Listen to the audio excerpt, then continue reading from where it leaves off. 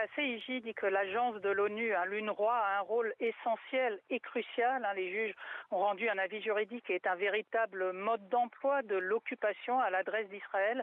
Vous savez, en tant que puissante occupante, Israël n'a pas le droit, par exemple, de prendre des décisions unilatérales qui concernent le territoire occupé. Et c'était le cas lorsque Israël avait pris ses lois il y a un an à la Knesset qui interdisaient l'UNRWA de travailler à Gaza et de travailler aussi à Jérusalem-Est.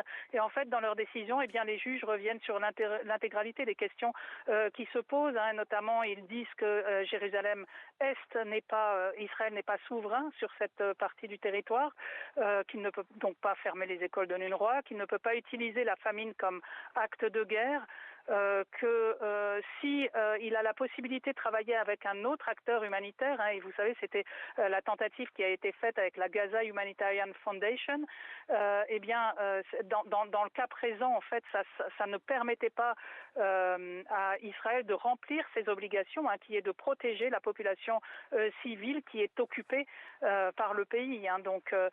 Et les juges soulignent notamment que la Gaza Humanitarian Foundation a fait 2100 morts de Palestiniens, on l'a vu, qui venaient sur les points de distribution.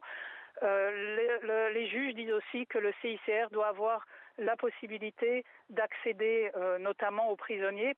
Et voilà, c'est un véritable vadémécum qu'ont donné les juges à l'adresse d'Israël pour l'application des lois de la guerre, des conventions de Genève. C'est clair, il n'y a aucune hésitation dans leur décision. Maintenant, il faudra voir comment cette décision s'applique sur le terrain.